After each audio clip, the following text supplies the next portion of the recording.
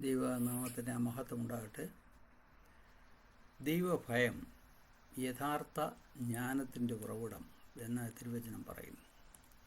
യോബിൻ്റെ പുസ്തകം 28:28 നാം വായിക്കുന്നു, ഇതാ കർത്താവിനെ ഭയപ്പെടുന്നത് തന്നെ ജ്ഞാനം, ദോഷത്തെ വിട്ടുമാറുന്നത് തന്നെ വിവേകം. പ്രിയ സഹോദരങ്ങളെ, ഇന്ന് ലോകം വളരെയധികം ജ്ഞാനത്തെ അന്വേഷിക്കുന്നു. പഠനത്തിൽ, പണത്തിൽ, സാങ്കേതിക വിദ്യയിൽ. പക്ഷേ യോബ് നമ്മോട് ഒരു വലിയ സത്യമാണ് പറയുന്നത്. ദൈവത്തെ ഭയപ്പെടുക, അതാണ് യഥാർത്ഥ ജ്ഞാനം. എന്നാൽ നമ്മൾ സത്യമായ ജ്ഞാനം കണ്ടെത്തിയിട്ടുണ്ടോ? ഒരു ദൈവവിശ്വാസിക്ക് ദൈവവുമായുള്ള യഥാർത്ഥ ബന്ധം പ്രകടമായി കാണുന്നതിൻ്റെ അടിസ്ഥാനം ദൈവഭയവും ദൈവത്തോടുള്ള ആദരവുമാണ്. അത് വ്യക്തമാക്കുന്നത് ദൈവിക ജ്ഞാനവും യഹോവയോടുള്ള ഭക്തിയിലുമാണ്.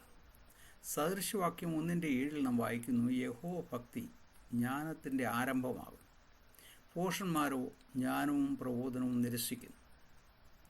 ഈ ദൈവിക ജ്ഞാനം പരിശുദ്ധനായ ദൈവത്തിന് ഹിതകരമല്ലാത്ത എല്ലാ കാര്യങ്ങളിൽ നിന്നും നമ്മെ പരിരക്ഷിക്കുന്നു, ദോഷം വിട്ടുമാറുവാൻ നമ്മെ പൂർണ്ണതയെ സഹായിക്കുന്നു.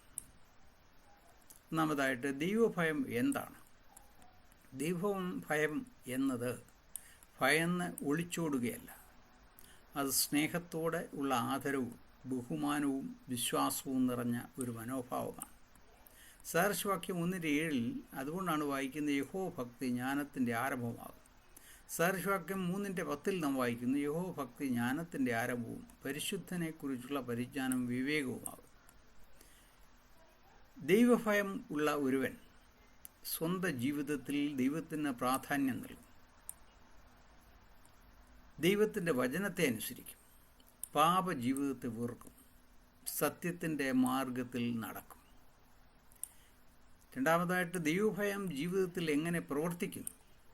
യഥാർത്ഥമായ വേദപുസ്തക ധ്യാനത്തിലൂടെ നാം പ്രാപിക്കുന്ന വെളിച്ചം കർത്താവിലുള്ള വിശ്വാസവും അനുസരണവും ഉളവാക്കും.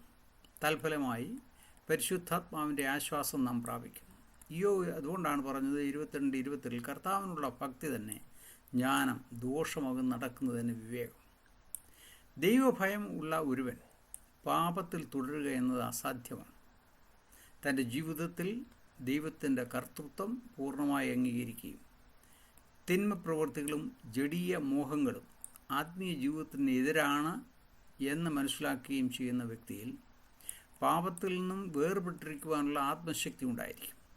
സങ്കീർത്തനം 4:4 നാം വായിക്കുന്നു, നടുങ്ങുവീൻ, പാപം ചെയ്യാതിരിപ്പീൻ, നിങ്ങളുടെ കിടക്കമേൽ ഹൃദയത്തിൽ ധ്യാനിച്ച് മൗനമായിരിപ്പീൻ. അതുപോലൊക്കെ സദൃശവാക്യം 8:13 പറയുന്നത്, യഹോവ ഭക്തി ദോഷത്തെ വെറുക്കുന്നതാകും. ഡംഭം, അഹങ്കാരം, ദുർമാർഗം, വക്രതയുള്ള വായ എന്നിവയെ ഞാൻ പകയ്ക്കുന്നു. സദൃശവാക്യം 16:6 നാം വായിക്കുന്നു, ദയയും വിശ്വസ്തയും കൊണ്ട് അകൃത്യം പരിഹരിക്കപ്പെടുന്നു, യഹോഭക്തി കൊണ്ട് മനുഷ്യൻ ദോഷത്തെ വിട്ടകലും. ദൈവഭയമുള്ള ഒരു വിശ്വാസി ദൈവവചനം ഏറ്റവും ഇഷ്ടപ്പെടും. സങ്കീർത്തനത്തിൽ നാം വായിക്കുന്നുണ്ട് 112:1 യഹോവയെ സ്തുതിപ്പീൻ, യഹോവയെ ഭയപ്പെട്ട് അവൻ്റെ കൽപ്പനകളിൽ ഏറ്റവും ഇഷ്ടപ്പെടുന്ന മനുഷ്യൻ ഭാഗ്യവാൻ. ആ വിശ്വാസി സകലവിധ ദോഷചായ്വുകളിൽ നിന്നും മാറി ദൈവഭയത്തിൽ വിശുദ്ധിയിൽ വസിക്കുന്നു. 2 കൊരിന്ത്യർ 7:1 പൗലോസ് അപ്പോസ്തലൻ പ്രകാരം പറയുന്നു, പ്രിയമുള്ളവരെ, ഈ വാഗ്ദത്തങ്ങൾ നമുക്ക് ഉള്ളതുകൊണ്ട് നാം ജഡത്തിലെയും ആത്മാവിലെയും സകല കന്മഷവും നീക്കി നമ്മെ തന്നെ വെടിപ്പാക്കി ദൈവഭയത്തിൽ വിശുദ്ധിയെ തികച്ചുകൊള്ളും.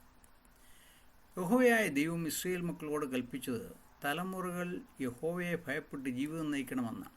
ആവർത്തന പുസ്തകം 6:1-9 വരെയുള്ള വാക്യങ്ങൾ നാം വായിക്കുമ്പോൾ ഇപ്രകാരം അവിടെ രേഖപ്പെടുത്തിയിരിക്കുന്നു, നിങ്ങൾ കൈവശമാക്കുവാൻ കടന്നു ചെല്ലുന്ന ദേശത്ത് നിങ്ങൾ അനുസരിച്ച് നടക്കേണ്ടതിനും നിൻ്റെ ജീവിതകാലം ഒക്കെയും നീയും നിൻ്റെ മകനും മകൻ്റെ മകനും ഞാൻ നിന്നോട് കൽപ്പിക്കുന്ന നിൻ്റെ ദൈവമായ യഹോവയുടെ എല്ലാ ചട്ടങ്ങളും കൽപ്പനകളും പ്രമാണിപ്പാൻ തക്കവണ്ണം അവനെ ഭയപ്പെടേണ്ടതിനും നീ ദീർഘായുസ്സോടെ ഇരിക്കേണ്ടതിനുമായി നിങ്ങളുടെ ദൈവമായ യഹോവ നിങ്ങൾക്ക് ഉപദേശിച്ചു തരുവാൻ കൽപ്പിച്ചിട്ടുള്ള കൽപ്പനകളും ചട്ടങ്ങളും വിധികളും ഇവയാകും.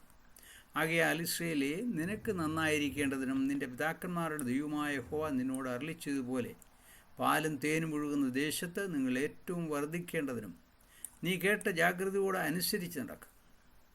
ഇസ്രായേലേ, കേൾക്ക, യഹോവ നമ്മുടെ ദൈവമാകും. യഹോവ ഏകൻ തന്നെ. നിൻ്റെ ദൈവമായ യഹോവയെ നീ പൂർണ്ണ ഹൃദയത്തോടും പൂർണ്ണ മനസ്സോടും പൂർണ്ണ ശക്തിയോടും കൂടെ സ്നേഹിക്കണം. ഇന്ന് ഞാൻ നിന്നോട് കൽപ്പിക്കുന്ന ഈ വചനങ്ങൾ നിൻ്റെ ഹൃദയത്തിൽ ഇരിക്കണം. നീ അവയെ നിൻ്റെ മക്കൾക്ക് ഉപദേശിച്ചു കൊടുക്കുകയും നീ വീട്ടിലിരിക്കുമ്പോഴും വഴി നടക്കുമ്പോഴും കിടക്കുമ്പോഴും എഴുന്നേൽക്കുമ്പോഴും അവയെക്കുറിച്ച് സംസാരിക്കുകയും വേണം. അവയെ അടയാളമായി നിൻ്റെ കൈമേൽ കെട്ടണം. അവ നിൻ്റെ കണ്ണുകൾക്ക് മധ്യേ പട്ടമായി ഇരിക്കണം. അവയെ നിൻ്റെ വീടിൻ്റെ കട്ടളയ്ക്കൽ മേലും പടിവാതിക്കൽ മേലും എഴുതണം. യഹോവയെ ഭയപ്പെടുക എന്നത് ദൈവത്തിൻ്റെ വിശുദ്ധിയും നീതിയും ന്യായവും അംഗീകരിക്കുക എന്നതാണ്. അതായത് ദൈവവചനത്തിൽ വിറയ്ക്കുന്നതും ദുഷ്ടതയിൽ നിന്ന് വഴിതിരിവാൻ കാരണമാകുന്നതുമായ ഒരു വിശുദ്ധ ഭയം എല്ലാ ദൈവമക്കൾക്കും ഉണ്ടായിരിക്കണം. കൂടാതെ ദൈവഭയം ദൈവജനത്തിൻ്റെ ഇടയിൽ ദൈവത്തിലുള്ള ആശ്രയവും ഉറപ്പും പ്രത്യാശയും ഉളവാക്കുന്നു. യെശയ്യാപ്രവചനം 66:2 പറയുന്നു, എൻ്റെ കൈ ഇതൊക്കെയും ഉണ്ടാക്കി, അങ്ങനെയാകുന്നു ഇതൊക്കെയും ഉളവായതെന്ന് യഹോവ അരുളിച്ചെയ്യുന്നു. എങ്കിലും അരിഷ്ടനും മനസ്സ് തകർന്നവനും എൻ്റെ വചനത്തെങ്കിൽ വിറയ്ക്കുന്നവനുമായ മനുഷ്യനെ ഞാൻ കടാക്ഷിക്കും എന്ന് തിരുവചനം പറയുന്നു. വ്യക്തിപരമായ ജീവിതത്തിൽ ദൈവത്തെ ഭയപ്പെടുന്നു എങ്കിൽ ദൈവകൽപ്പനകൾ അനുസരിച്ച് ജീവിതം നയിക്കും. പാപത്തോടും പാവപ്രവൃത്തികളോടും വിട്ടുതിരിയും. തലമുറയെ ദൈവത്തിൻ്റെ വിശുദ്ധ കൽപ്പനകൾ പഠിപ്പിക്കുകയും പാപത്തെ വിട്ടുതിരുവാനും ദൈവഭയത്തിൽ ജീവൻ നയിപ്പാനും നന്മയുടെ മാർഗം കാട്ടിക്കൊടുക്കുകയും ചെയ്യും. യഹോവയെ ഭയപ്പെടുന്നതിലൂടെ ദൈവജനം ശുദ്ധീകരിക്കപ്പെടുന്നു. യോഹന്നാൻ 17:17 പറയുന്നു, സത്യത്താൽ അവരെ വിശുദ്ധീകരിക്കണമേ, നിൻ്റെ വചനം സത്യമാകും. പാപത്തെ പെറുക്കുവാനും ദുഷ്ടതയെ വിട്ടകലുവാനും സാധ്യമായിത്തീരും. സദൃശവാക്യം 8:13 പറയുന്നു, യഹോവ ഭക്തി ദോഷത്തെ വെറുക്കുന്നതാവും. ഡംഭം, അഹങ്കാരം, ദുഷ്കർമ്മം, ദുർമാർഗം, വക്രതയുള്ള വായ് എന്നിവയെ ഞാൻ പകയ്ക്കുന്നു. സദൃശ്യം 16:6 പറയുന്നു, ദൈവം വിശ്വസ്തയും കൊണ്ട് അകൃത്യം പരിഹരിക്കപ്പെടുന്നു. യഹോവ ഭക്തി കൊണ്ട് മനുഷ്യൻ ദോഷത്തെ വിട്ടകലുന്നു. നമ്മുടെ നാവിനെ സൂക്ഷിക്കുവാനും നിയന്ത്രിക്കുവാനും അത് സഹായിക്കും. സദൃശ്യം 10:19-21 വരെയുള്ള വാക്യങ്ങൾ പ്രകാരം പറയുന്നു, വാക്ക് പെരുകിയാൽ ലംഘനം ഇല്ലാതിരിക്കുകയില്ല. അധരങ്ങളെ അടക്കുന്നവനോ ബുദ്ധിമാൻ. നീതിമാൻ്റെ നാവ് മേത്തരമായ വെള്ളി, ദുഷ്ടന്മാരുടെ ഹൃദയമോ നിസ്സാരം. നീതിമാൻ്റെ അധരങ്ങൾ പലരെയും ഭോഷിപ്പിക്കും, ഭോഷന്മാരോ ബുദ്ധിഹീനതയിൽ മരിക്കുന്നു. മനസ്സാക്ഷി മരവിപ്പിൽ നിന്നും ധാർമ്മിക അധപ്പതനത്തിൽ നിന്നും നമ്മെ അത് രക്ഷിക്കും. യഹോവ ഭയം. അതിനാൽ യഹോവ ഭക്തി നിർമ്മലവും ശുദ്ധീകരിക്കുന്നതും പരിശുദ്ധവും രക്ഷിക്കുന്നതുമാകുന്നെന്ന് ഓർക്കുക. സങ്കീർത്തനം 19:9 പറയുന്നു, യഹോവ ഭക്തി നിർമ്മലമായത്, അതെന്നേക്കും നിലനിൽക്കും. യഹോവയുടെ വിധികൾ സത്യമായവ, ഒട്ടൊഴിയാതെ നീതിയാകും.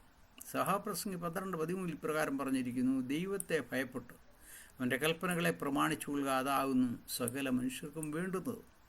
യോസഫിൻ്റെ ജീവിതത്തിൽ ഈ വചനം തികച്ചും യാഥാർത്ഥ്യമായിരുന്നുവെന്ന് നമുക്ക് മനസ്സിലാക്കുവാൻ സാധിക്കും.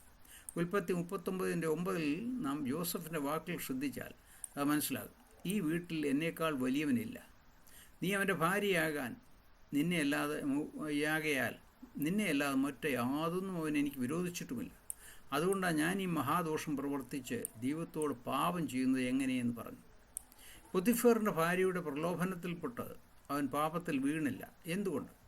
ഒരു സാധാരണ വ്യക്തിയായിരുന്നെങ്കിൽ ചിന്തിക്കും, ഇപ്രകാരമുള്ള സാഹചര്യത്തിൽ ആരും കാണുന്നില്ല, അറിയുകയുമില്ല, അവസരം ലഭിച്ചുവെന്ന്. എന്നാൽ ദൈവഭയം യോസഫിനെ പാപം ചെയ്യാതെ രക്ഷിച്ചു. സങ്കീർത്തനം 128:1 പറയുന്നു, യഹോവയെ ഭയപ്പെട്ടവൻ്റെ വഴികളിൽ നടക്കുന്ന ഏവനും ഭാഗ്യവാൻ. കാരണം ദൈവഭയം പ്രലോഭനത്തിൽ നിന്ന് രക്ഷിക്കും, ശരിയായ തീരുമാനങ്ങൾ എടുക്കുവാൻ സഹായിക്കും. അതെ, ദൈവഭയമുള്ളവൻ്റെ ജീവിതത്തിൽ സമാധാനമുണ്ടാകും. ദൈവത്തിൻ്റെ സംരക്ഷണം എപ്പോഴും ലഭിക്കും. നമ്മൾ ഒറ്റയ്ക്കായിരിക്കുമ്പോഴും ദൈവം കാണുന്നു എന്ന് ഓർക്കുക. അതുപോലെ തന്നെ ദാനിയേലിൻ്റെ ജീവിതം നാം പഠിക്കുമ്പോൾ കാണുവാൻ സാധിക്കുന്നത്, ദാനിയേൽ 6:10 നാം വായിക്കുന്നു, എന്നാൽ രേഖ എഴുതിയിരിക്കുന്നു എന്ന് ദാനിയേൽ അറിഞ്ഞപ്പോൾ അവൻ വീട്ടിൽ ചെന്ന് അവൻ്റെ മാളിക മുറിയുടെ കിളിവാതിൽ യെരൂശലേമിന് നേരെ തുറന്നിരുന്നു. താൻ മുൻപേ ചെയ്തു വന്നതുപോലെ ദിവസം 3 പ്രാവശ്യം മുട്ടുകുത്തി തൻ്റെ ദൈവത്തിൻ്റെ സന്നിധിയിൽ പ്രാർത്ഥിച്ച് സ്തോത്രം ചെയ്തു.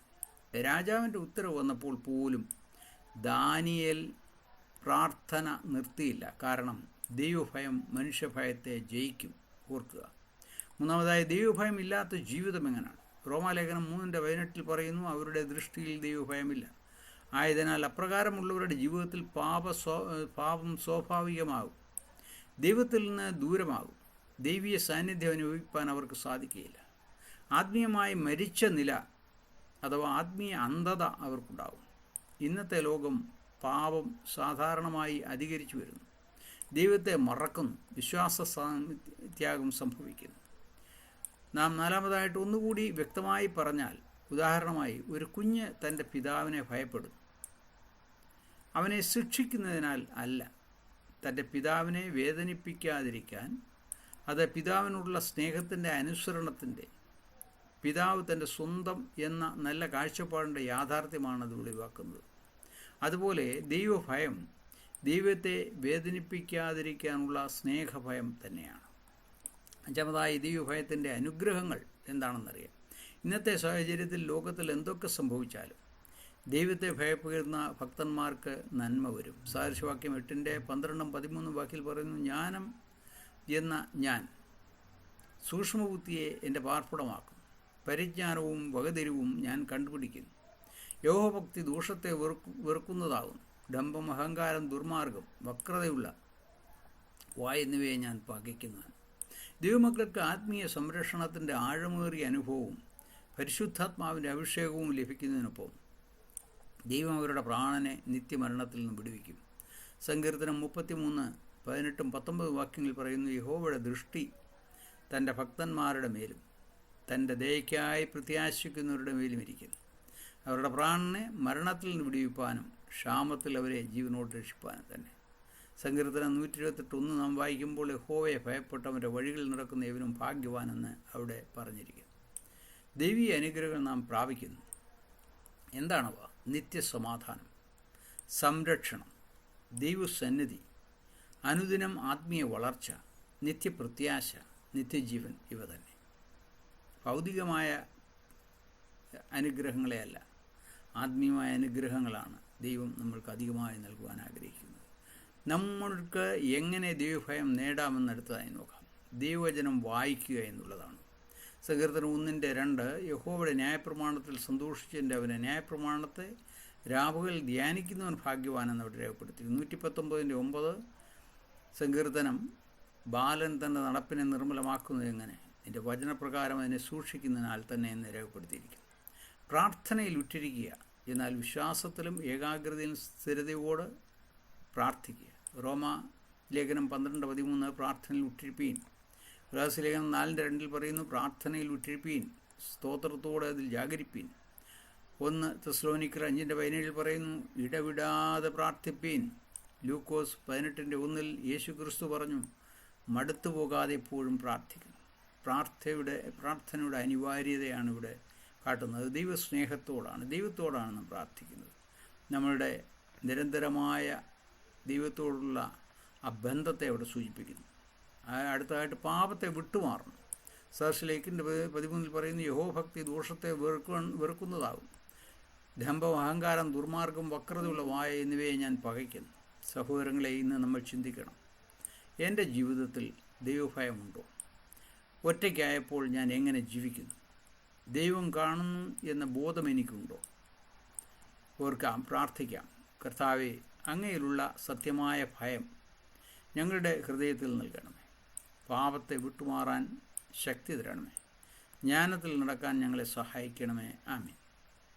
ഒന്ന് ഓർക്കുക, ലോകജ്ഞാനം നശിക്കും, പക്ഷേ ദൈവഭയം നിത്യമാണ്.